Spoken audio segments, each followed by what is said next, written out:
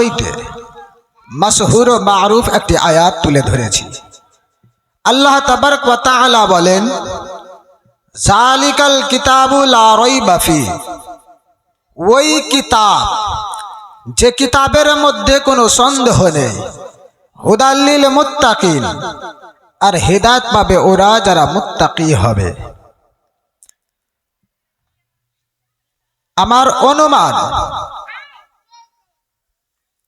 বা যে বিষয়ে আমি বক্তব্য দেব আপনাদেরকে বুঝাবো, প্রথমত আল্লাহ তাবারক ওয়া তাআলা মানবকে কেন তৈরি করলেন, দ্বিতীয়তে ইনশাআল্লাহ তাবারক ওয়া তাআলা আপনাদেরকে বোঝানোর চেষ্টা নেব যে কুরআন মাজিদ আমরা পেলাম, তো এই কুরআন মাজিদের শানে আল্লাহ তাবারক ওয়া তাআলা কি বলেছেন। তৃতীয়তে আপনাদেরকে বোঝানোর চেষ্টা নেব আল্লাহ তাবারক ওয়া তাআলা যে আমাদেরকে নবী দিয়েছেন, সে নবীকে পেয়ে আমরা কত ধন্য হতে পারবো আর কি শিক্ষা অর্জন করতে পারবো, নবী আমার দুনিয়াতে কেন এসেছেন। আশা করি এই তিনটি ধাপে আপনাদেরকে বোঝানোর চেষ্টা নেব, আর আশা এটাও করি আমি যে আপনারা বুঝতে অবশ্যই পারবেন। ওই কিতাব বললেন আল্লাহ, যেহেতু কুরআনকে আমরা পড়ি, কুরআনকে আমরা দেখি, কুরআনকে আমরা সিনায় লাগাই, কুরআনকে আমরা চুম্বন দিই, এই কুরআনকে আমরা কপালে রাখি, এই কুরআনের সম্মান এত করি, যদি কোনো ব্যক্তি বেয়াদবি করে দেয় তাকে আমরা মুসলমান বলে মানি না। এই কুরআনের যদি কেউ অপমান করে তাকে আমরা মুসলমান বলে দাবি করতে দিই না। এই কুরআনকে যদি কোনো ব্যক্তি ছিঁড়ে ফেলে দেয় তারকে মারার জন্য আমরা, তার প্রতিবাদ করার জন্য আমরা রক্তকে ঠান্ডা করি না, বরঞ্চ গরম করে দিই। এই কিতাবকে পাওয়ার পরেও আল্লাহ তাবারক ওয়া তাআলা কেন বললেন ওই কিতাব? যে জিনিস আমাদের কাছে থাকে এটাকে বলা হয় এই, আর যেটা আমাদের কাছ থেকে দূরে থাকে ওইটাকে বলা হয় ওই। কারণ এতে বোঝা যায় এই দ্বারাই যে এটা কাছে রয়েছে, আর ওয়ের দ্বারাই বোঝা যায় যে ওটা দূরে রয়েছে। কিন্তু কুরআন তো আমাদের কাছেই রয়েছে, তবু কেন আল্লাহ তাবারক ওয়া তাআলা বললেন যালিকাল কিতাবু লা রাইবা ফি হুদাল লিল মুত্তাকিন, ওই কিতাব যে কিতাবের মধ্যে কোনো সন্দেহ নেই, হুদাল লিল মুত্তাকিন, আর হেদায়েত পাবে ওরা যারা মুত্তাকি হবে।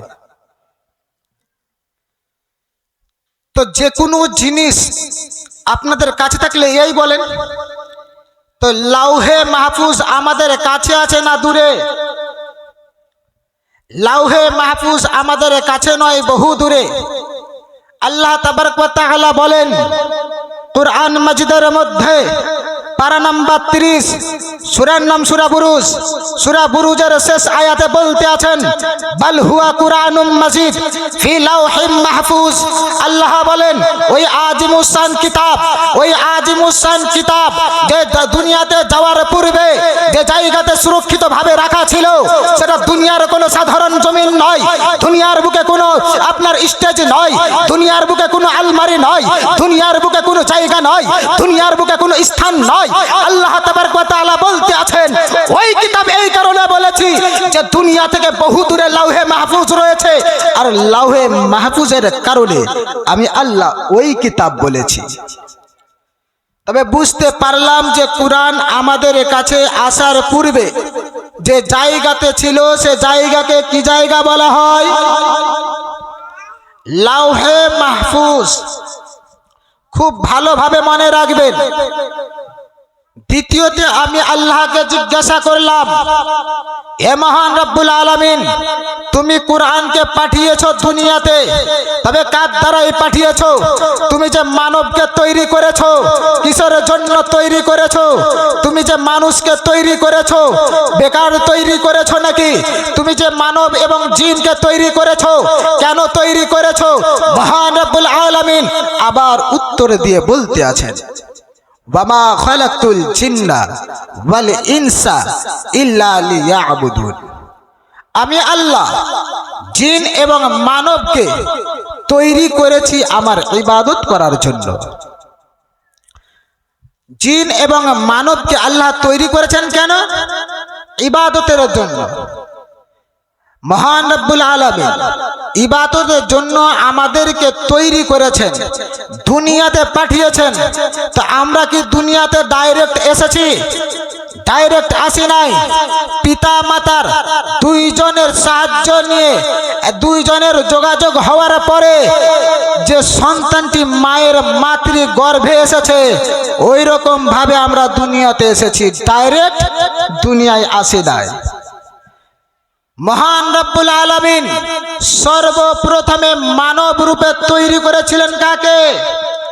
সর্বপ্রথমে মানব রূপে তৈরি করেছিলেন হযরতে আদম আলাইহিস সালামকে। তিনাকে তৈরি করার পরে জান্নাতে রাখলেন, আর আল্লাহ তাবারক ওয়া তাআলা হুকুম দিলেন, ও আমার আদম, তুমি জান্নাতের মধ্যে বসবাস করো, জান্নাতের মধ্যে খাবার খাও, কিন্তু এমন একটি ফল রয়েছে, ওই ফল তুমি খেও না। হযরত আদম আলাইহিস সালাম ওই গন্ধম ফল খেয়ে নিয়েছিলেন। তিনাকে আল্লাহ তাবারক ওয়া তাআলা দুনিয়ায় পাঠিয়েছেন। আর পাঠানোর সময় বলেছিল কি? সূরার নাম সূরা বাকারা, পারা number 1, page number 7, line number 11। সন্দেহ থাকলে কোরআন খুলে দেখে নিতে পারো। মহান রব্বুল আলামিন বলতে আছেন, কুল নাহবিতু মিনহা জামিআন ফা ইম্মা ইয়াতিয়ান্নাকুম মিন্নি হুদান ফামান তাবিআ হুদায়া ফালা খাউফুন আলাইহিম ওয়ালা হুম ইয়াহসানুন ওয়াল্লাযীনা কাফারু ওয়া কাযযাবু বিআয়াতিনা উলাইকা আসহাবুন নার হুম ফিহা খালিদুন। মহান রব্বুল আলামিন বলতে আছেন, আয় আদম, আমি বললাম তোমরা জান্নাত থেকে চলে যাও। যেতে হুকুম দিলে কোথায়? দুনিয়াতে। আসতে বললেন কোথায়? দুনিয়াতে। পাঠালেন কোথায়? দুনিয়াতে। ওই আদম আলাইহিস সালাম এবং মা হাওয়া দুনিয়াতে এলো। তো আল্লাহ বলতে আছেন, কুল নাহবিতু মিনহা জামিআন ফা ইম্মা ইয়াতিয়ান্নাকুম মিন্নি হুদান ফামান তাবিআ হুদায়া ফালা খাউফুন আলাইহিম ওয়ালা হুম ইয়াহসানুন। আল্লাহ বলেন, আমি বললাম তোমাদেরকে তোমরা জান্নাত থেকে চলে যাও। যাওয়ার পরে আমার তরফ হইতে যখন তোমাদের কাছে হেদায়াত পৌঁছবে, হেদায়াত পাওয়ার পরে যারা মানলো, যারা স্বীকার করে নিল, এদের না আছে কোনো ভয়, না আছে কোনো চিন্তা। তারপরে আল্লাহ তাবারক ওয়া তাআলা বলতে আছেন, ওয়াল্লাযীনা কাফারু ওয়া কাযযাবু বিআয়াতিনা উলাইকা আসহাবুন নার হুম ফিহা খালিদুন। আল্লাহ বলেন, যারা আমার আয়াতকে পাওয়ার পরে অস্বীকার করে দেয়, ইনকার করে দেয়, ওরা জাহান্নামীদের অন্তর্ভুক্ত। কার অন্তর্ভুক্ত? জাহান্নামীদের অন্তর্ভুক্ত। আচ্ছা, কোরআনকে আমরা মানি না? মানি না। কোরআনকে মানি, কিন্তু অস্বীকার করি না। আল্লাহ বলেছেন, যারা আয়াতকে অস্বীকার করবে, অর্থাৎ 114টি সূরার মধ্যে যতটি আয়াত রয়েছে, এই আয়াতকে যদি একটি আয়াতকে যদি কোনো ব্যক্তি অস্বীকার করে দেয়, মহান রব্বুল আলামিন বলতে আছেন, তারা জাহান্নামীদের অন্তর্ভুক্ত। আর তারা সর্বসময় থাকবে কোথায়? তারা সর্বসময় থাকবে জাহান্নামে। এবার বলুন, আমরা কোরআন পেয়েছি কি পাই নাই? তো ডাইরেক্টলি কোরআন পেয়েছি? কাউরির দ্বারাই তো এসেছে। তিনি কে? তো কোরআনকে জিজ্ঞাসা করুন, কোরআন উত্তর দিয়ে বলেন, কোরআন উত্তর দিয়ে বলতে আছেন, কদ জাআকুম মিনাল্লাহি নূরুন ওয়া কিতাবুম মুবিন। আল্লাহ বলেন, আমি তোমাদের নিকটে পাঠিয়েছি দুইটি জিনিস। কয়টি জিনিস? দুইটি জিনিস। আচ্ছা বলুন তো, যদি আমরা কোনো জিনিস, দুইটি জিনিস একই জায়গাতে রেখেছি, যখন ওই জিনিসটিকে আলাদা করব, তখন আমরা কোনো শব্দ ব্যবহার করি না? করি না? বাংলাতে এবং ব্যবহার করি। বা কোনো জিনিসকে যুক্ত করার যখন ইরাদা হয়, তখন কি ব্যবহার করি? এবং ব্যবহার করি। এই জায়গাতেও আল্লাহ বলতে আছেন, কাদ জাআকুম মিনাল্লাহি নূরুন ওয়া কিতাবুম মুবিন। এই যে ওয়াওটা পেলেন, কিসের জন্য পেলেন? পার্থক্য করার জন্য, জুদা করার জন্য, আলাদা করার জন্য। মহান রব্বুল আলামিন বলতে আছেন, যাতে কোনো ব্যক্তি এটা না বুঝে নাই যে কুরআনকেও নূর বলা হয়েছে, যার কারণে মহান রব্বুল আলামিন বলতে আছেন নূরুন ওয়া কিতাবুম মুবিন। মহান রব্বুল আলামিন বললেন, আমার তরফ হইতে তোমাদের কাছে দুইটি জিনিস গিয়েছে, একটি হচ্ছে নূর, অপরটি হচ্ছে কিতাব। আমরা যে নবীকে নূর বলে মানি, কোন ব্যক্তি বলে যে নবীর নূর নয়, মাটির তৈরি। নবী নূর নয়, মাটির তৈরি বলে দাবি করতে থাকে। আমি বলি, বন্ধু, তুমি কোরআন তো পড়েছো, কিন্তু কোরআনের মতলব বুঝতে পারোনি। তুমি কোরআন তো পড়েছো, কোরআনের মাফহুম বুঝতে পারোনি। তুমি কোরআন তো তেলাওয়াত করেছো, কিন্তু তুমি কখনো তার মানেই বুঝতে পারোনি। যদি তুমি কোরআনকে বুঝতে পারতে, কসম খোদা রেখে বলি, তুমি কখনো মাটির বলতে না। যে কোনো জিনিসের শিক্ষা অর্জন করতে গেলে গ্রামার শিখতে হয়। গ্রামার যদি না জানা থাকে, সঠিকভাবে তেলাওয়াত করতে পারা যায় না। এই যে শিক্ষা, কোরআন আমরা পেলাম কেন, কিসের জন্য পেলাম? কোরআনকে যদি আজকে আমরা বুঝতে শিখতাম, খোদার কসম খেয়ে বলি, পথভ্রষ্ট হতাম না। কোরআনের প্রতি যদি আমরা আমল করতে শিখতাম, আজকে আমরা অন্যায় পথে চলতাম না। কোরআনের প্রতি যদি আমরা আমল করতাম, আজকে আমরা নবীর সানে কুটুক্তি হওয়ার পরেও চুপচাপ বসে থাকতাম না। কোরআনকে ছিঁড়ে ফেলার পরেও চুপচাপ বসে থাকতাম না, প্রতিবাদ করতাম। কিন্তু আমরা প্রতিবাদ করি না। নিজেকে মুসলমান বলে দাবি করে থাকি, কিন্তু নিজের বুকে হাত দিয়ে বলুন তো, আমরা কি প্রকৃত মুসলমান হতে পেরেছি? পারি নাই। আজকের সমাজে আর আগেকার সমাজে বহু তফাৎ হয়ে গেছে। আগেকার মানুষের মধ্যে হায়া ছিল, এখনকার মানুষের মধ্যে হায়া নাই। আগেকার মানুষের মধ্যে পর্দাশীল ছিল, কথা বলার মধ্যে আদব ছিল, এখনকার মানুষের মধ্যে আদব নাই। কোরআন এসেছে কেন আমাদের কাছে? কোরআন এসেছে আমাদেরকে আদবশীল বানাতে। কোরআন এসেছে আমাদেরকে সঠিক পথ চিনাতে। কোরআন এসেছে কেন? কোরআন এসেছে মা বাবার হক বুঝাতে। কোরআন এসেছে ইয়েতিমদের শিক্ষা, ইয়েতিমদের হক দেওয়ার জন্য। কোরআন এসেছে কেন? আপনি যেন কোরআন শিখে আপনি আপনার ভাইয়ের সঙ্গে কথা কেমন ভাবে বলতে হয় এটা বুঝতে পারেন। কোরআন তার জন্য এসেছে যেন আপনি সঠিক পথের পথিক হতে পারেন। কিন্তু কোরআন আমরা শুধু তেলাওয়াত করি যখন কোনো ব্যক্তি মারা যায়। আমরা কোরআন শুধু তেলাওয়াত করি যখন কোনো ব্যক্তি আপনার দুনিয়া ছেড়ে চলে যায়। আমরা কোরআন তখন তেলাওয়াত করি যখন বাড়িতে বালা মুসিবত আসে।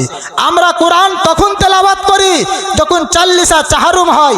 আমরা তখন কোরআনকে তেলাওয়াত করি যখন রমজান মাস আছে। এই যে রমজান মাসেই কোরআনকে তেলাওয়াত করা হয়। রমজান মাসের পরে কোরআনকে আলমারিতে রেখে দেওয়া হয়, কোরআনকে আর তেলাওয়াত করা হয় না। কোরআন কি এর জন্য এসেছিল? কোরআন আপনাকে আওয়াজ দিয়ে বলবে, আমি তো কোরআন শিক্ষা দেওয়ার জন্য এসেছিলাম, যেন ওই শিক্ষা অর্জন করে তোমরা সঠিক পথের পথিক হতে পারো। তাই তো মহান রব্বুল আলামিন বলতে আছেন, আমার নিকট হইতে তোমাদের কাছে গিয়েছে একটি নূর এবং একটি কিতাব। একটি নূর এবং একটি কিতাব। আমরা বলি নবীকে যে নূরের কথা বলা হয়েছে, এই জায়গাতে নবী মুস্তাফাকে বলা হয়েছে। আর কিতাবের দ্বারাই যিনাকে বুঝানো হয়েছে, যা বুঝা হয়েছে, সেটা হলো কুরআন মাজিদকে বলা হয়েছে।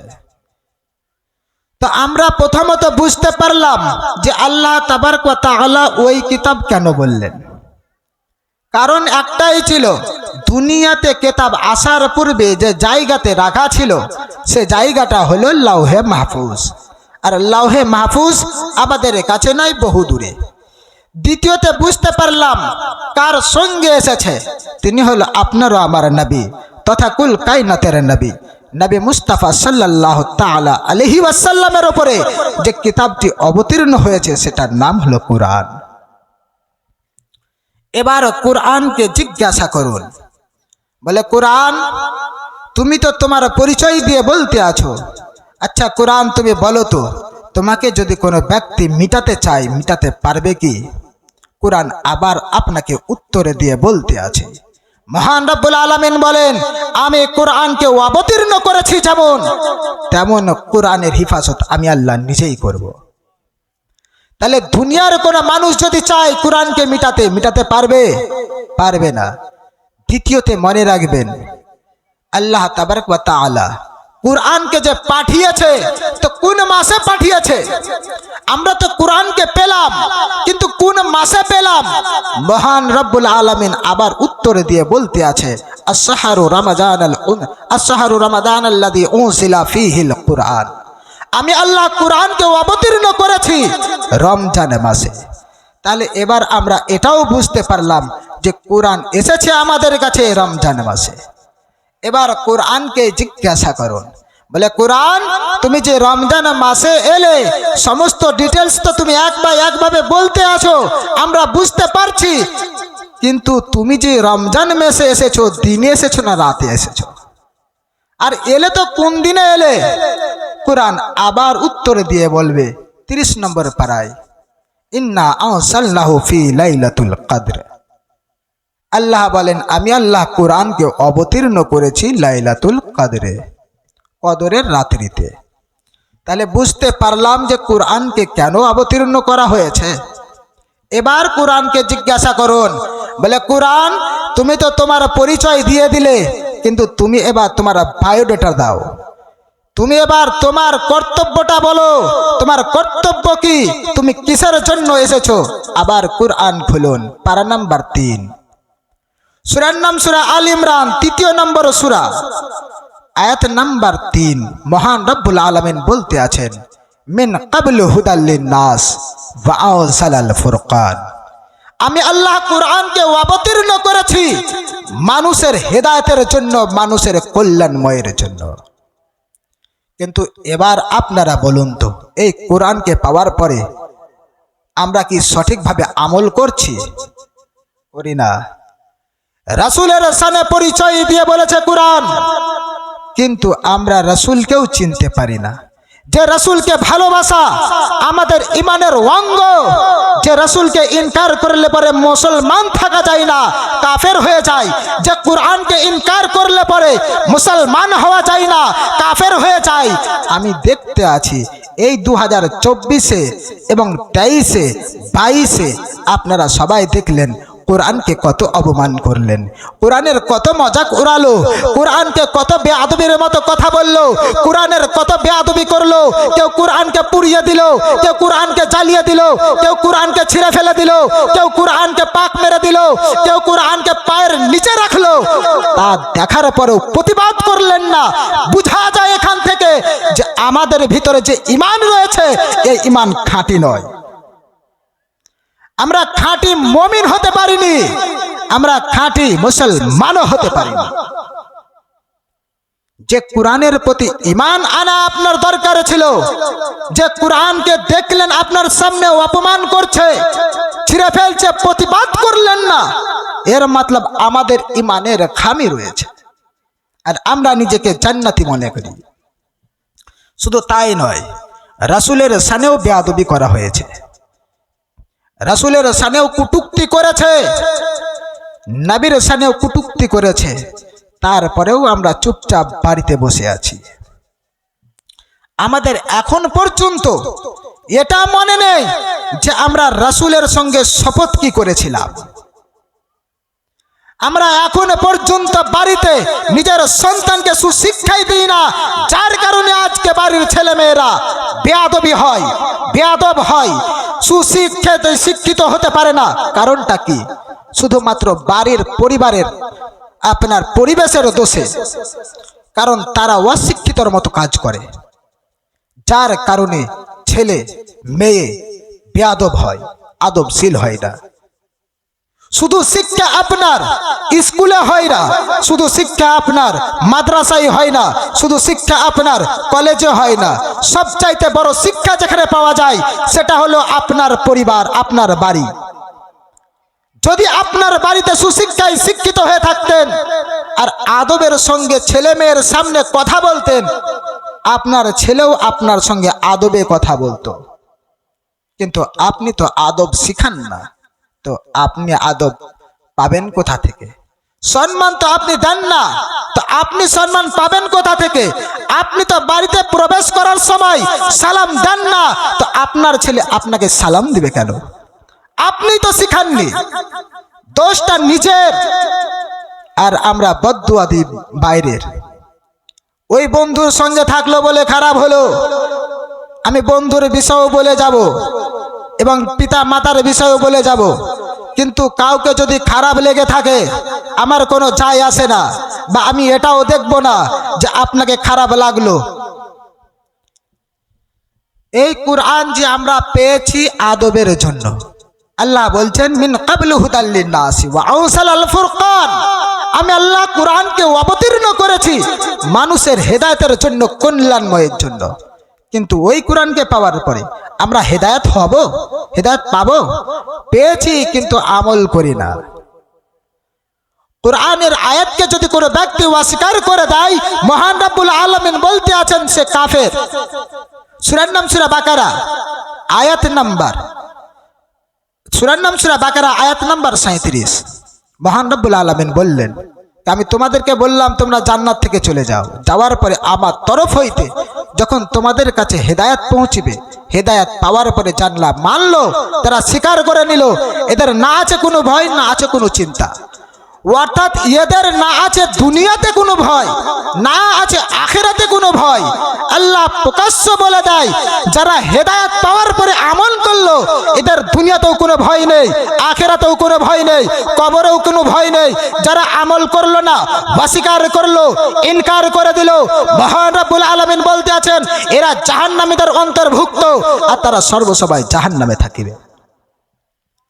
আমাদের প্রথম কাজ হবে কোরআনকে তেলাওয়াত করতে শেখা, কোরআন মাজিদের শিক্ষা অর্জন করা। এই যে কোরআনকে পেলেন, পাওয়ার পরে করলেনটা কি? মহান রব্বুল আলামিন বলতে আছেন তোমরা অতক্ষণ পর্যন্ত হেদায়েত পাবে না যতক্ষণ পর্যন্ত তোমরা না পড়বে, যতক্ষণ পর্যন্ত তোমরা শিক্ষা অর্জন না করবে। আমি বললাম মহান রব্বুল আলামিন তুমি যে বলছো কোথায় বলছো? মহান রব্বুল আলামিন কুরআনের মধ্যে বলতে আছেন ইকরা বিইসমি রাব্বিকাল্লাযী খলাক, তোমরা পড়ো তোমার রবের নামে যিনি তোমাদেরকে সৃষ্টি করেছেন। আচ্ছা, আমরা যতক্ষণ পর্যন্ত না শিক্ষা অর্জন করব আমরা পড়তে পারবো? পড়তে পারবো না। প্রথমে আমাদেরকে শিক্ষা অর্জন করতে হবে, যার কারণে নবী আমার বলতে আছেন প্রত্যেক নর এবং নারীর জন্য, অর্থাৎ পুরুষ এবং মহিলার জন্য শিক্ষা অর্জন করা ফরজ। আমরা কি ফরজ আদায় করছি? ছেলে বড় হচ্ছে, 14 থেকে 15 বছর বয়স প্রাপ্ত হয়ে গেল, এই ছেলেকে বিদেশে পাঠাচ্ছি। পাঠায় কি পাঠায় না? পাঠায়। সে টাকা ইনকাম করে, আপনি কি শিক্ষা দিতে পারলেন? ইসলামের সর্বপ্রথম ফরজ হলো আপনার শিক্ষা, কিন্তু আমাদের শিক্ষা নাই। সবচাইতে গুরুত্বপূর্ণ যেটাকে দেওয়া হয়েছে সেটা হলো শিক্ষা, কিন্তু শিক্ষা নাই। আপনি শিক্ষা যদি না থাকে আপনি কোনোদিন আদবশীল হতে পারবেন না। আপনার যদি শিক্ষা না থাকে কখনো আপনি বড়র সঙ্গে কেমনভাবে কথা বলতে হয় এটা জানতে পারবেন না। আপনার ভিতরে যদি শিক্ষা না থাকে কোরআন তেলাওয়াত করতে পারবেন না। আচ্ছা বলুন তো বাবা, এই যে কোরআন মাজিদকে আমরা আমাদের সন্তানকে শিখাই না, এতে আমরা খারাপ করি না ভালো করি? খারাপ করি না। আচ্ছা আপনারা যখন মারা যাবেন, আচ্ছা মারা যাবেন কি যাবেন না? যাবেন তো। যখন মারা যাবেন আপনার ছেলে কিংবা আপনার মেয়ে আপনার পাশে বসে কোরআন মাজিদ তেলাওয়াত করতে পারবে যদি না শিখান? আপনার নামে ইসালে সওয়াব করতে পারবে? পারবে না।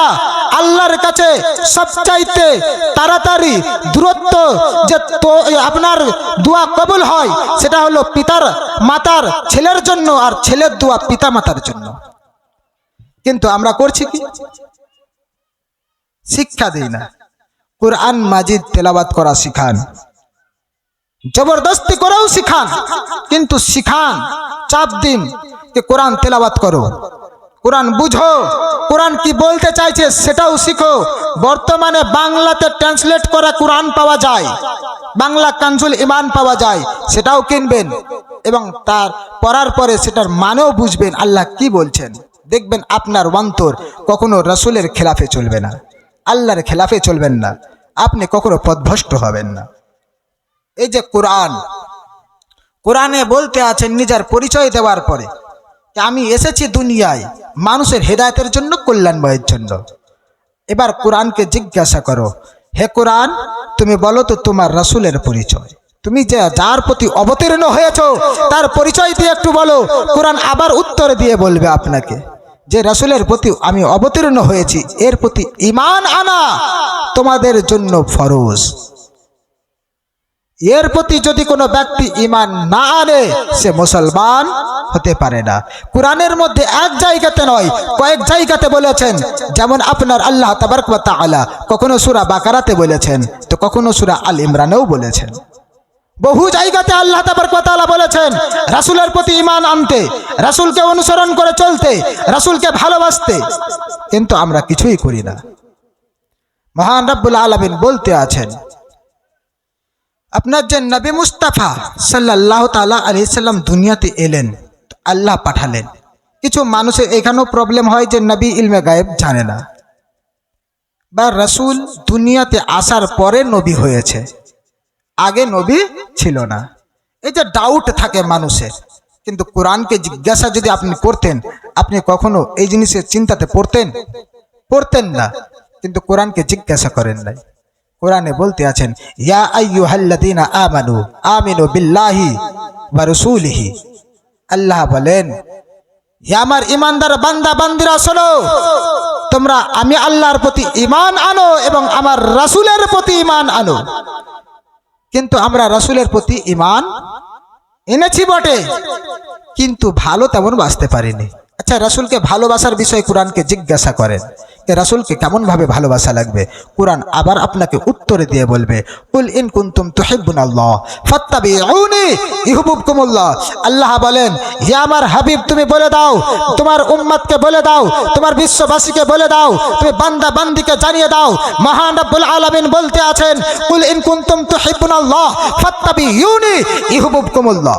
হে নবী তুমি জানিয়ে দাও, যারা আল্লাহর সঙ্গে ভালোবাসা করতে চায়, যারা আল্লাহর সঙ্গে মহব্বত করতে চায়, যারা আল্লাহর সঙ্গে প্রেম প্রীতি করতে চায়, তারা যেন আপনাকে ভালোবাসে। আর যারা আপনাকে ভালোবাসবে তাদের সমস্ত গুনাহ আমি আল্লাহ নিজেই মাফ করে দেব। তাহলে আল্লাহ তাবারক ওয়া তাআলা ভালোবাসার কথাও বলে দিলেন। প্রথমে ঈমান আনতে বললেন, তারপরে বললেন ভালোবাসতে। তৃতীয় জায়গাতে জিজ্ঞাসা করুন, কোরআনকে জিজ্ঞাসা করুন যে কোরআন নবীকে তো ভালোবাসবো, নবীর প্রতি ঈমানও আনবো, তো রাসূলকে কি অনুসরণ করে চলতে হবে? তখন কোরআন আবার আপনাকে উত্তর দিয়ে বলে, সূরার নাম সূরা আল ইমরান। সূরা আল ইমরানের মধ্যে মহান রব্বুল আলামিন বলতে আছেন, হে আমার বান্দা বান্দিরা শোনো, তোমরা যদি মুমিন হতে চাও, জান্নাত পেতে চাও, আল্লাহর রাস্তায় যদি চলতে চাও, আল্লাহর সঙ্গে মহব্বত করতে চাও, আল্লাহ যা বলেছে তা অনুসরণ করে চলতে চাও, তবে তোমরা আমার হাবিবের অনুসরণ করে চলো, আমার হাবিবের ইতিআত করো, আমি আল্লাহর ইতিআত করা হবে। আল ইমরান পারা নাম্বার 3। কিন্তু আমরা রাসূলকে অনুসরণ করতে হবে। রাসূলকে অনুসরণের মতলব কি? মতলব হলো এটা যে নবী আমার যা বলবে তা সদরে মেনে নিতে হবে, আর যা থেকে দূরে থাকতে বলবে তা থেকে দূরেও থাকতে হবে। এই যে আল্লাহ তাবারক ওয়া তাআলাকে জিজ্ঞাসা করেন যে আল্লাহ তাবারক ওয়া তাআলা তোমার যে হাবিবকে পাঠিয়েছো, তুমি তো তার সঙ্গে ভালোবাসার কথা বললে, তাকে অনুসরণ করার চলার কথা বললে, কিন্তু এবার তুমি বলো তো যে রাসূলের রুতবা কতটা, মর্যাদা কতটা? আপনাকে আবার উত্তর দিয়ে বলে, পারা নাম্বার 3, সূরার নাম সূরা বাকারা, পেজ নাম্বার 1, লাইন নাম্বার 1। আল্লাহ বলতে আছেন, তিলকা রাসূলু ফাদ্দালনা বা'দুহুম আলা বা'দিন মান কাল্লামাল্লাহু ওয়া রাফা বা'দুহুম দারাজাত। আল্লাহ বলেন, প্রতিটা নবীর বিষয়ে, রুতবার বিষয়ে একটি জায়গা নির্ধারিত করা রয়েছে, কিন্তু আমার হাবিবের বেলায় নির্ধারিত করা নাই, বরঞ্চ ফেরেশতাদেরকে হুকুম দেওয়া হয়েছে তোমরা বাড়াতেই থাকো, এখন পর্যন্ত বাড়াচ্ছে। তাহলে সেই রাসূলকে পেয়েছি, কিন্তু বর্তমানে ওই রাসূলকে পাওয়ার পরে আমরা রাসূলের সঙ্গে মহব্বত করতে পারলাম না। কিন্তু এবার মনে রাখুন, এই যে রাসূলকে পেলেন, যদি কোনো ব্যক্তি রাসূলের সঙ্গে মহব্বত করতে চায়, তবে হাদিসের মধ্যে কিছু আছে কিনা? তো হাদিসের মধ্যেও এসেছে নবী আমার বলতে আছেন, তোমরা অতক্ষণ পর্যন্ত পাক্কা মুমিন বলে গণ্য হবে না যতক্ষণ না পর্যন্ত আমি নবী তোমার সন্তানের চাইতে তো না তোমার সম্পদের চাইতে, এক কথায় তোমার পিতামাতার চাইতে, এক কথায় বলতে গেলে সমস্ত জিনিসের চাইতে আমি নবী তোমার কাছে উত্তম না হব। তাহলে সর্বপ্রথমে আমাদের কাছে যাকে উত্তম করতে হবে সেটা হলো রাসূলুল্লাহ সাল্লাল্লাহু তাআলা আলাইহি সাল্লাম। আমরা যাকে ভালোবাসি তার সঙ্গে যদি কোনো ব্যক্তি বেয়াদবি করে তাকে কি আমরা ভালোবাসবো? ভালোবাসবো না। আচ্ছা, রাসূলের সঙ্গে বেয়াদবি করে তারপরেও আমরা কিছু মানুষ বলি আমরা ভাইচারা, আমরা ভাইচারা। ওদেরকে বলবো যারা আমাদের সঙ্গে আমাদের রাসূলের বেয়াদবি করে না, আমাদের কোরআনের বেহুরমাতি করে না, তাদেরকে ভাইচারা বলে মেনে নেব। কিন্তু যারা আমাদের রাসূলের খেলাফে কথা বলবে, কটূক্তি করবে, কোরআনের খেলাফে কথা বলবে, যারা আমাদের ইবাদত গাহ অর্থাৎ মসজিদকে ভঙ্গ করবে, মসজিদকে ভাঙবে, তাদেরকে কখনো আমরা নিজের ভাই বলে মেনে নেব না। মানবেন কি? আচ্ছা, আপনারা হয়তো মেনে নিতে পারেন, মানবেন আপনারা? তাহলে হাত উঠিয়ে বলেন তো। যারা আমাদের খেলাফে কথা বলবে তাদেরকে মানব না, আর যারা আমাদের সঙ্গে ভাইচারা হিসাবে থাকতে চায় তাদেরকে ছাড়বো না। এবার বলুন, বর্তমান সমাজে মসজিদ ভঙ্গ করা হলো কি হলো না? একটি দুইটি নয়, বহু মসজিদকে ভাঙা হয়েছে। আমরা প্রতিবাদ করেছি, প্রতিবাদ করি নাই। মাজারকে ভাঙা হয়েছে, আমরা প্রতিবাদ করেছি, করি নাই। তারপরেও নিজেকে জান্নাতি মনে করি। শুনো, মহান রব্বুল আলামিন কোরআনের মধ্যে বলতে আছেন, সূরার নাম সূরা বাকারা পারা নাম্বার 2, মহান রব্বুল আলামিন বলেন, আম হাসিবতুম আন তাদখুলাল জান্নাত। তোমরা কি মনে মনে করো আমি জান্নাতে চলে যাব? তোমরা কি এটা ভাবছো আমি জান্নাতে চলে যাব? তোমরা কি এটা গুমান করছো আমি জান্নাতে চলে যাব? কখনো হতে পারবে না। যদি তুমি মুসলমান হয়েছো, ঈমানদার হয়েছো, তোমাকে পরীক্ষা দেওয়া লাগবে। কিন্তু পরীক্ষার বেলা পিছে আপনি শিক্ষা অর্জন করেন কি করেন না? আপনারা স্কুলে পড়েছেন কোথায়? যদি কোনোদিন পড়ে থেকেছেন, বছরে 2টি পরীক্ষা হয়, হয় কি হয় না? যে 2টি পরীক্ষা হয় কিসের জন্য? আপনার ছেলে কেমন শিখেছে, আপনি কেমন শিখেছেন, এর জন্যই না পরীক্ষা হয়। আপনি যে ঈমানদার হয়েছেন, কেমন ভাবে ঈমানদার হয়েছেন? পাকা ঈমানদার হয়েছেন নাকি ফাঁকি দিয়ে? আপনি পুরোপুরি ঈমানদার হতে পেরেছেন কি পারেননি, তার জন্য আপনাকে পরীক্ষা দিতে হবে। মহান রব্বুল আলামিন বলেন, কখনো তোমাদেরকে পরীক্ষা দিতে হবে নিজের জানে দিয়ে, কখনো তোমাদেরকে পরীক্ষা দিতে হবে দুর্ভিক্ষর দ্বারাই, কখনো তোমাদেরকে পরীক্ষা দিতে হবে তোমাদের মান সম্মান হানি হওয়ার ভয়ে, কখনো তোমাদেরকে পরীক্ষা দিতে হবে নিজের জান দিয়ে, তোমাদেরকে পরীক্ষা দিতে হবে ধন সম্পদ দিয়ে। কিন্তু আমরা কোনো কিছুতেই করি না। আমরা তো গোলামি করতে চাই, যেমন ইংরেজের গোলামি করেছে আমাদের বাপ দাদু, তেমন আমরাও গোলামি করতে চাই। কিন্তু ইসলাম এসেছে কেন? আপনাকে আমাকে স্বাধীন দেওয়ার জন্য। যদি আমাদের মধ্যে শিক্ষা থাকে আমরা স্বাধীন হতে পারবো, যদি আমাদের মধ্যে শিক্ষা না থাকে স্বাধীন হতে পারবো না। গোলামি করতে হবে, লোকে চাপরুসি করতে হবে, আপনাকে চামচাগিরি করতে হবে। কিন্তু আমরা কোরআন তেলাওয়াত করা শিখি না, হাদিসের মাফহুম বুঝি না। আমরা তো রাসূলের সামনে বেয়াদবি কথা বলি, তারপরও নিজেকে জান্নাতি বলি। আপনি কি কোরআন মাজিদ পড়েন না? মহান রব্বুল আলামিন কোরআনের মধ্যে বলেছেন, পারা নাম্বার 1, পেজ নাম্বার 12। সন্দেহ থাকলে কোরআন খুলে দেখে নিতে পারো। মহান রব্বুল আলামিন বলেছেন, তোমরা আমার হাবিবের শানে তোমরা বেয়াদবির কথা বলবে না, কিংবা আমার হাবিবের শানে উঁচু আওয়াজে কথা বলবে না। যদি আমার হাবিবের সামনে গিয়ে তোমার আওয়াজ আমার হাবিবের চাইতে বেশি হয়ে যায়, আমি আল্লাহ তোমাদের সমস্ত সওয়াবকে বরবাদ করে দেব। পড়েন নাই সূরা হুজরাত? একবার উঠান সূরার নাম সূরা হুজরাত, আয়াত নাম্বার 4। একবার পড়ে দেখেন, রাসূলের সামনে বুঝতে পারবেন যে রাসূলের সঙ্গে যখন কথা বলতে হবে, রাসূলের সামনে যখন আপনার কথাবার্তা বলতে হবে, নবীর সামনে যখন কোনো বিশেষ জিনিসে আলোচনা করতে হবে, তখন কতটা আদবশীল হয়ে বলতে হবে। কিন্তু আমরা বেয়াদবের মতো কথা বলার পরেও আমরা চুপচাপ শুনি। কেউ বলতে আছে নবী মাটির তৈরি, কেউ বলতে আছে নবী নূরের তৈরি নয়, কেউ বলতে আছে নবী মাটিতে মিশে গেছে মারা গিয়ে, আমরা তারপরেও তাকে মুমিন বলে মানি। কেন? কোরআনকে আপনি পড়েননি?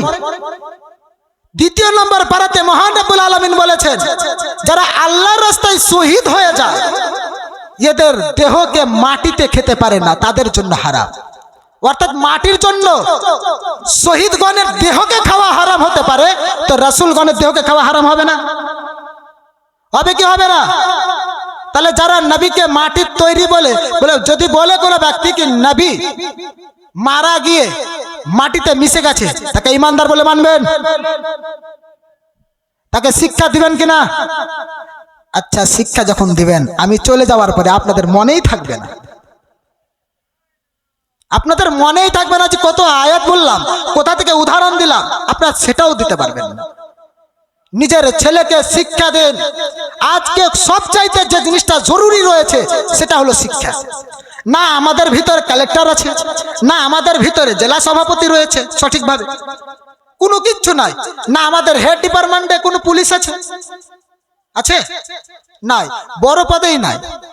কেন ভাই? বড় পদে যদি আমরাই না থাকি, তা আমাদেরকে দাববে কি দাববে না? দাববে। যেমন ভাবে ইসলামের শিক্ষা অর্জন করা ফরজ, তেমন দুনিয়াবিও শিক্ষা অর্জন করা ফরজ। কারণ আপনাকে দুনিয়ায় চলতে গেলে দুনিয়ার কানুনও জানা লাগবে, লাগবে তো। আজ থেকে বলেন তো, আমাদের পাড়ার ছেলে যদি, আমাদের গ্রামের ছেলে যদি কোনো ব্যক্তি পড়াতে না পারে নিজের ছেলেকে, আমরা পড়াবো? হাত উঠিয়ে বলতে হবে, পড়াবেন তো? আচ্ছা, হাত উঠলো না কেন? চাঁদা করেও পড়াতে পারবেন না? একাই যদি করেন, একাই যদি পড়ান, আপনার জন্য ভারী হবে, কিন্তু ওটাকেই আপনারা 10 জন মিলে যদি করেন, আপনার জন্য হালকা হবে। হবে না? হবে। যদি আপনাদের পাড়ার কোনো ছেলে যেহেন ভালো হয়, আলাদা যেহেন হয়, তাকে যে লাইনে পড়তে চায় তাকে সেই লাইনে পড়ান। কিন্তু একটি জিনিস মনে রাখবেন, পড়াবেন তাকে আদবশীল বানাবেন। কারণ একটাই, যদি বেয়াদব হয়ে যায় কোনো কাজে দেবে না। কিন্তু আমরা কুরআন মাজিদ তেলাওয়াত শিখাবো, তার সঙ্গে দুনিয়াবি শিক্ষা দেব। এই কুরআনকে পেলাম, রাসূল এলো দুনিয়ায়, রাসূল এসে বললেন ইসলাম ধর্মের মধ্যে কি সর্বপ্রথমে শিক্ষা অর্জন করো। আপনারা বহু ঘটনা শুনেছেন, আপনারা বহু ওয়াকিয়া শুনেছেন, আপনারা বহু জিনিসের বিষয়ে আপনারা জানেন, আপনাদের জ্ঞান রয়েছে। আপনারা আমার থেকেও বৃদ্ধ, আপনারা আমার থেকেও বড়, আপনাদের বুদ্ধি বেশি আমার থেকেও, অবশ্যই আপনারা ভালো জানবেন দুনিয়ার হাল চাল কেমন ভাবে চলছে। কিন্তু আমরা শিক্ষা দিই না ভাই। আমরা পার্টি করি, পার্টির নামে ভাই ভাইকে হত্যা করি, করি কি করি না? এই জিনিসটা বন্ধ করবেন। যে পার্টি করেন না কেন আপনি, আপনার দ্বারাই যেন কোনো মুসলমান মারা না যায়। আপনার দ্বারাই যদি কোনো মুসলমান মারা যায়, তখন আপনি কোথা থেকে একজন মুসলমান তৈরি করতে পারবেন? একজন মুসলমান আপনার ভাই যে আপনাকে কাঁধা দিবে মরার পরে, কবরে নিয়ে যেতে আপনাকে যে সাহায্য করবে, যে 3 খাবল মাটি আপনার কবরে দেবে, যে আপনার জন্য দোয়া করবে, বলুন তো তাকে যখন আপনি হত্যা করবেন, আপনার অন্তর কাঁদবে না?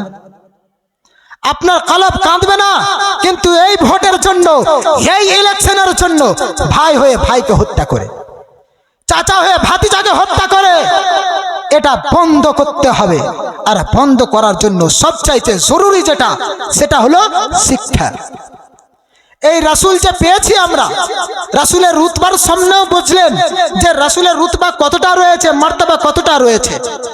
এবার বলুন, কিছু মানুষ বলে নবী আমার অশিক্ষিত ছিল, বলে কি বলে না? কোরআনকে জিজ্ঞাসা করো, হে কোরআন তুমি বলো তো দেখি নবী কি আমার অশিক্ষিত ছিল?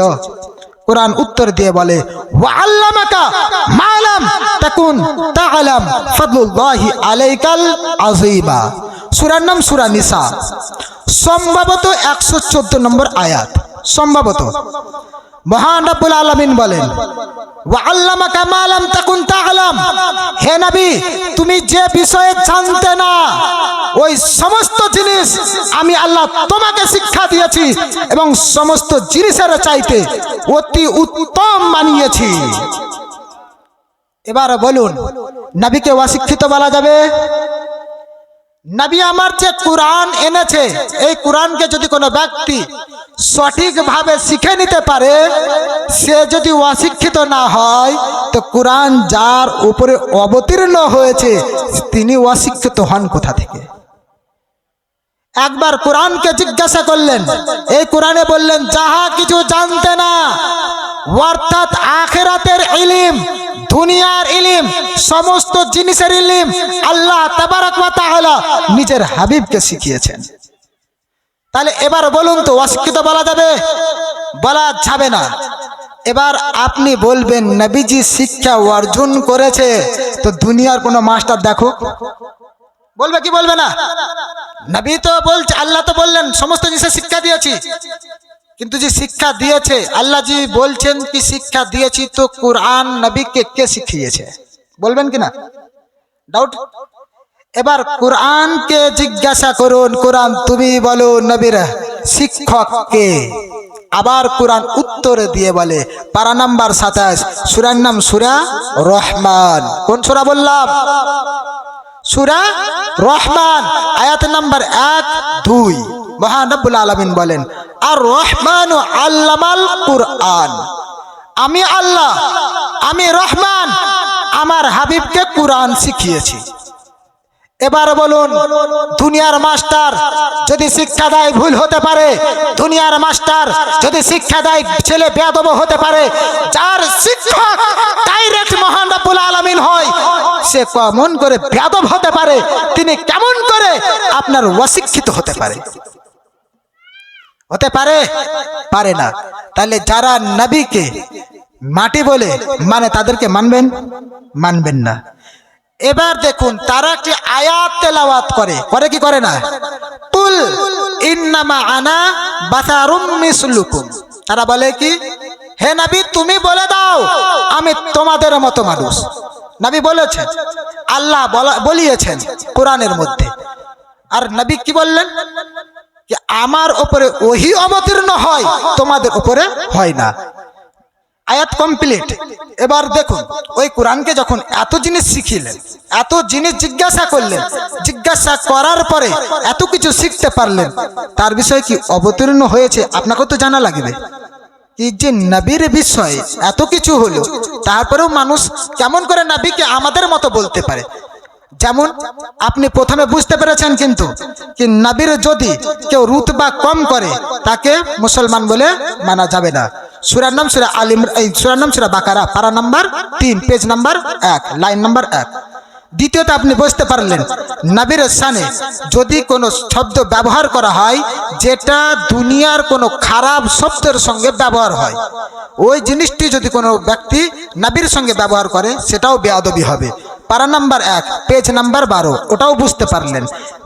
তৃতীয় নম্বর আপনি বুঝতে পারলেন যে নবীর রুতবার সামনে, তো ঠিক তেমনই বুঝতে পেরেছেন আপনি যে নবীর ইলম কতটা রয়েছে, আপনি সেটাও জানতে পারলেন। আল্লাহ তাবারক ওয়া তাআলা সূরা নিসাতে বলেছে, এটাও বুঝতে পারলেন। এবার কোরআনকে যখন আপনি জিজ্ঞাসা করবেন যে কোরআন তুমি বলো তো দেখি, এই যে হাবিবকে পেয়েছি, অনুসরণ করছি, ভালোবাসছি, এর ফলে আমি কি পাবো? আমি কি পাবো? তখন কোরআন আপনাকে উত্তর দিয়ে বলবে কি যারা আল্লাহ এবং আল্লাহর রাসূলের অনুসরণ করে চলে, এরা কখনো পথভ্রষ্ট হবে না, কখনো কোনো অশান্তিতে থাকবে না, তারা কখনো কোনো কষ্টের মধ্যে থাকবে না, চাহে দুনিয়ার মধ্যে হোক চাহে আখিরাতের মধ্যে, তারা সর্বসময় শান্তিতে থাকবে। বুঝতে পেরেছেন এটাও? এবার কোরআনকে জিজ্ঞাসা করুন, কোরআনকে জিজ্ঞাসা করবেন যে কোরআন তুমি বললে সমস্ত কিছুর বিষয়, তোমার হাবিবের পরিচয় দিয়েছো, তুমি তোমার পরিচয় দিয়েছো, তবে যিনি তোমাদের দুজনকেই পাঠিয়েছে তার বিষয় এটাও তো জানা লাগবে। তার বিষয় কিছু তো পরিচয় দাও। যিনি তোমাদের দুজনকেই পাঠিয়েছে অর্থাৎ কে? আল্লাহ। আল্লাহর বিষয়েও কিছু শিক্ষা দাও। তখন কোরআন আপনাকে শিক্ষা দেয়। সূরার নাম সূরা ইখলাস, কোন সূরা? সূরা ইখলাস পারা নাম্বার 30। মহান রব্বুল আলামিন বলতে আছেন, কুল হুয়াল্লাহু আহাদ আল্লাহুস সামাদ লাম ইয়ালিদ ওয়া লাম ইউলাদ ওয়া লাম ইয়াকুল লাহু কুফুয়ান আহাদ। আপনি বুঝতে কি পারলেন? এখানে আল্লাহ নিজের পরিচয় দিয়ে বলেন, কুল, হে নবী তুমি বলে দাও, আল্লাহু আহাদ, আল্লাহ এক। তাহলে বোঝা গেল আমরা যিনার ইবাদত করি তিনি এক। মহান রব্বুল আলামিন তিনি বলতে আছেন তিনি বেনিয়াজ। তারপরে বলতে আছেন যে তিনার না কোনো সন্তান আছে, না কোনো সন্তানি আছে, না তিনি বিবাহ করেছেন, না তিনার স্ত্রী আছে। মহান রব্বুল আলামিন বলতে আছেন, কুল হুয়াল্লাহু আহাদ, আল্লাহ এক, আল্লাহ এক। আমরা আল্লাহকে এক বলে মানি। তাহলে এই যে আল্লাহকে এক বলে মানলাম, তাহলে আমাদের আল্লাহর বিষয়েও জানা হয়ে গেল। এবার আল্লাহর যে ইবাদত করবেন আপনি, তো আল্লাহকে জিজ্ঞাসা করেন, আল্লাহ তুমি আমাদেরকে তৈরি করেছো, কোরআনের মধ্যে বলেছো ওয়া মা খালাকতুল জিন্না ওয়াল ইনসা ইল্লা লিয়াবুদুন, আমি আল্লাহ জিন এবং মানবকে তৈরি করেছি আমার ইবাদত বান্দেগী করার জন্য। তো কেমন ভাবে করব? কোরআনকে জিজ্ঞাসা করা লাগবে, কোরআন আপনাকে উত্তর দিয়ে বলবে, ইন্নানি আনা আল্লাহ লা ইলাহা ইল্লা আনা ফা'বুদুনি ওয়া আকিমিস সালাতা লিযিকরা। মহান রব্বুল আলামিন বলতে আছেন, নিশ্চয় আমি আল্লাহ ছাড়া অন্য কেউ নাই যে তুমি তাদের ইবাদত করবে, কোনো ব্যক্তি মাবুদ নেই, নিশ্চয় আমি আল্লাহ ছাড়া। তোমরা শুধুমাত্র আমার ইবাদত করো এবং তোমরা নামাজ পড়ো, আমি আল্লাহর জিকির আজকার করো। তাহলে ইবাদত করা লাগবে কার? আল্লাহর। এবার কোরআনকে জিজ্ঞাসা করো কি কোরআন তোমার তো ইবাদত করব, তোমাকে তো মানব, তোমার ইবাদত করলাম, আল্লাহর ইবাদত করলাম, যদি রাসূলের শানে দরুদ শরীফ তেলাওয়াত করি তো ইবাদত হবে কি হবে না? আল্লাহ তো ইবাদত হয়ে গেল। তো রাসূলের শানে যদি দরুদ পড়ি, তাহলে রাসূলের শানে যখন গুণগান করব, রাসূলের শানে যখন ভালো কথা মানুষকে শোনাবো, দ্বীনের ইসলামের খিদমত করব, তখন আমি সওয়াব পাবো কি পাবো না? মহান রব্বুল আলামিন কোরআনের মধ্যে বলতে আছেন, ইন্নাল্লাহা মালাইকাতাহু ইউসাল্লুনা আলান নবী ইয়া আইয়ুহাল্লাযীনা আমানু সাল্লু আলাইহি ওয়া সাল্লিমু তাসলিমা। মহান রব্বুল আলামিন বলেন, নিশ্চয় আমি আল্লাহ এবং আমার ফেরেশতা মণ্ডলী আমার হাবিবের প্রতি দরুদ ও সালাম পাঠ করি, তোমরাও বেশি বেশি করে দরুদ ও সালাম পাঠ করো যারা ঈমান এনেছো। এবার বলুন, আমাদেরকে হুকুম দিলে কে? ডাইরেক্ট আল্লাহ। কিন্তু কিছু মানুষের এখানেও ডাউট লাগে কি যে দরুদ করছে, নামাজ নেই, রোজা নেই, শুধু দরুদ করে, এটাই কি পার হয়ে যাবে? আল্লাহ তো বলছেন তোমাদেরকে কি তোমরা বেশি বেশি করে দরুদ শরীফ পাঠ করো। তোমাকে তো বলেনি যে তুমি নামাজ পড়ো না, তোমাকে নামাজের হুকুম দিয়েছে কোরআনে, তোমাকে প্রথমে নামাজ পড়া লাগবে, তারপরেই না আপনি দরুদ করবেন। তাহলে প্রথমে আল্লাহর জিকির আজকার করা লাগবে, তারপরে পরে রাসূলের জিকির আজকার করা লাগবে। প্রথমে আল্লাহর গুণগান করা লাগবে, দ্বিতীয়তে রাসূলের গুণগান করা লাগবে। প্রথমে আল্লাহর পরিচয় করা লাগবে, দ্বিতীয়তে রাসূলের পরিচয় দেওয়া লাগবে।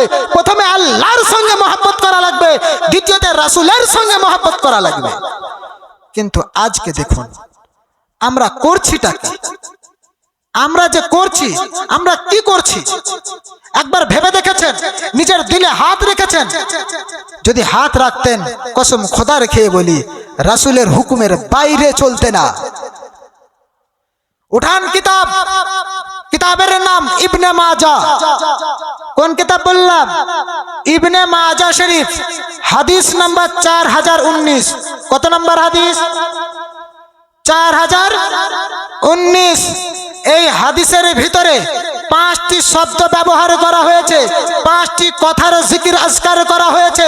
নবী আমার বলেন, হযরত আব্দুল্লাহ বিন উমর রাদিয়াল্লাহু তাআলা আনহু হইতে বর্ণিত, তিনি বলতে আছেন, নবী আমাদের দিকে উপস্থিত হয়ে ইশারা করে বললেন, এই মুহাজিরিন সাহাবা শোনো, তোমরা যখন 5টি কাজের মধ্যে লিপ্ত হয়ে যাবে, আমি আল্লাহর কাছে প্রার্থনা করি, আমি আল্লাহর কাছে দোয়া করি যেন এই 5টি কাজের মধ্যে তোমরা লিপ্ত না হয়ে যাও। যদি লিপ্ত হয়ে যায় তখন কোনো ব্যক্তি বাঁচাতে পারবে না। এবার দেখুন এই যে কথাটি বললেন, কথাটা বলছেন কে? রাসূল। তাহলে এটা কোরআনে আসে নাই, হাদিসে এসেছে। আর হাদিস কার বাণী? রাসূলের বাণী। কোরআন কার বাণী? আল্লাহর বাণী। এই যে রাসূলের বাণী হাদিস, তাহলে এইখানে যদি কোনো জিনিসকে ব্যবহার করা হয়, ধরেন আপনি কালকে কোথাও যাবেন আর ওই জায়গার বিষয়ে আপনার কোনো জ্ঞান নেই, এবার আপনি এইখানে বসে বসে কোনো কথা বললেন, তাহলে আপনি কি দেখেছিলেন? কি বলতে পারলেন? দেখেন নাই, কিন্তু আপনার কথা মোতাবিক গিয়ে দেখলাম ওটা পূরণই হয়নি বা ওই জিনিসটা ওখানে নেই, তাহলে এটা আপনার ভবিষ্যৎবাণী মিথ্যা হবে কি হবে না? কিন্তু আপনি যখন দেখেন তখনই বললেন, মতলব এটা ছুপিত জ্ঞান, অর্থাৎ এটা ছুপিত জ্ঞান। কিন্তু কোরআনে বলেছেন কি নবীকে আমি সমস্ত জিনিস শিখিয়েছি, কিন্তু নবীকে তারপরেও মানতে পারে না কিছু ব্যক্তি। এবার কোরআনের মধ্যে বাদ দিয়ে হাদিসের মধ্যে আসেন, এই হাদিসের মধ্যে বলতে আছেন, হাদিস নাম্বার 4019, কিতাবের নাম ইবনে মাজাহ। যদি কোনো ব্যক্তির ডাউট লাগে আপনি এনি টাইম দেখে নিতে পারেন। মহান রব্বুল আলামিন আল্লাহ রাসূল সাল্লাল্লাহু আলাইহি সাল্লাম বলতে আছেন, আব্দুল্লাহ বিন উমর রাদিয়াল্লাহু তাআলা আনহু হইতে বর্ণিত, যে তিনি বললেন যে আয় আমার উপস্থিত সাহাবা শোনো, আমি তোমাদের জন্য দোয়া করি যেন তোমরা 5টি কাজের মধ্যে লিপ্ত না হও। সে 5টি কাজ কি কি? নবী আমার প্রথমে বললেন, যখন কোন কওমের মধ্যে মানুষ বেহায়াই আম করে নেবে, সারি আম বেহায়াই করতে শুরু করবে, যেমন দেখে নিন আজকের জামানায় বাড়িতে বিয়ে লাগে, ছেলের সঙ্গে বাবা ডান্স করে, মায়ের সঙ্গে মেয়ে ডান্স করে, এটা বেহায়াই নয়? এটাও বেহায়াই। তাহলে এই যে বেহায়াই কাজ আপনাদের মধ্যে দেখা যায়, বহু মানুষকে রাস্তার ধারে দাঁড়িয়ে পেশাব করে, এটাও একটি বেহায়াই, এটাও একটি বেশরম। আবার দেখা যায় কিছু মানুষ রাস্তার মধ্যে বেপরোয়া হিসাবে চলে, এটাও বেশরম, বেপরোয়া। কিছু মানুষকে দেখা যায় আপনার বাচ্চা হয়ে বয়স্ক মানুষের উপরে হাত উঠায়, ওটাই কেউ উঠায় না, এটাও বেয়াদব। কিন্তু কোরআন আপনার হাদিস কি বলতে আছেন? হাদিস বলতে আছে, যখন কোন ব্যক্তি বেহায়াইর মধ্যে লিপ্ত হয়ে যায়, কোন কওম বেহায়াইর মধ্যে আম হয়ে যায়, তখন আল্লাহ তাবারক ওয়া তাআলা নিত্য নতুন অসুখ দেয়, যার বিষয়ে প্রথমে প্রকাশ্য হয়নি। আজকের জামানায় কিছু নিত্য নতুন অসুখ তৈরি হয়েছে না হয় নাই, যেটা আজকের জামানার পূর্বে জাহিরি ছিল না। তাহলে বুঝতে হবে আল্লাহর আযাব আসতে আছে, কিন্তু আমরা সেটাও বুঝতে পারি না। হায় রে মুসলমান, নিজেকে জান্নাতি মনে করি। এই যে কোরআনকে পেয়েছি, রাসূলকে পেয়েছি। দ্বিতীয়তে আল্লাহ তাবারক ওয়া তাআলা বলতে আছেন, যখন কোনো ব্যক্তি সঠিকভাবে যাকাত আদায় না করে, সঠিকভাবে যাকাত প্রদান না করে, তখন আল্লাহ তাবারক ওয়া তাআলা আসমান থেকে পানিকে বন্ধ করে দেয় অতক্ষণ পর্যন্ত। হ্যাঁ, এই কারণে বর্তমান সমাজে পানি হচ্ছে যে আল্লাহ রাসূল সাল্লাল্লাহু আলাইহি সাল্লাম বলতে আছেন, যদি 4 পায়ে জানোয়ার বা চৌপাই জানোয়ার অর্থাৎ পশু পাখি দুনিয়াতে না থাকতো, আল্লাহ তাবারক ওয়া তাআলা এক ফোঁটা পানিও দিত না। তাহলে আজকে যে পানিটা পাচ্ছি এত বেয়াদব হওয়ার পরে পশু পাখির কারণে, কোন হাদিসে পাওয়া যায় উলামায়ে কেরামগণের কারণে। এই যে আমরা বর্তমান সমাজে এত নিকৃষ্ট হতে যাচ্ছি, এত নিকৃষ্ট হয়ে গেছি যে উঠার মতো সমান, আপনার উঠিয়ে যে কেউ দেবে আমাদেরকে, সেটাও কেউ করতে পারে না। আপনি যদি কোনো উপকার করতে চান, আপনাকেই চোর বলবে। তাহলে আপনাকেই যে চোর বলছে, এটা কত নিচু। আপনি তো তার উপকার করছিলেন, ঘটে কি ঘটে না? এটা ঘটতেছে বর্তমান সমাজে। আপনি কাউকে দেখলেন সে পানি পান করতে পারে না, আপনি তাকে পানি পান করালেন, দেখা গেল সে মারা গেল, আপনার উপরে জুলুম হয়ে গেল, আপনার উপরে আপনার কানুন লাগু হয়ে গেল, আপনাকে অ্যারেস্ট করা হলো, আপনার নামে FIR দর্জ হলো কি সে ব্যক্তি তাকে মেরেছে। আপনি তার উপকার করতে চাইছিলেন, কিন্তু বর্তমান সমাজে আপনাকে ফাঁসিয়ে দিচ্ছে। তাহলে বর্তমান সমাজের দিকে যেমন ধ্যান রাখবেন, একটি কথা ধ্যান রাখবেন, দ্বীনে ইসলাম আপনার খুবই যেমন আসান, তেমনি আপনার দ্বীনে ইসলাম আপনাকে শিক্ষা দেয় আদবশীল। এই যে দ্বীনে ইসলাম আপনাকে আমাকে শিক্ষা দেয় আদবের কথা, বেয়াদবি শিক্ষা দেয় না দ্বীন ইসলামের। আপনারাও চেষ্টা করবেন যেন দ্বীন ইসলাম ছড়ায়, দ্বীন ইসলামের খিদমত হয়। বলারও ভাষার মধ্যে যদি হয়ে থাকে ভুল ত্রুটি করে দিবেন, ক্ষমা ও মাফি।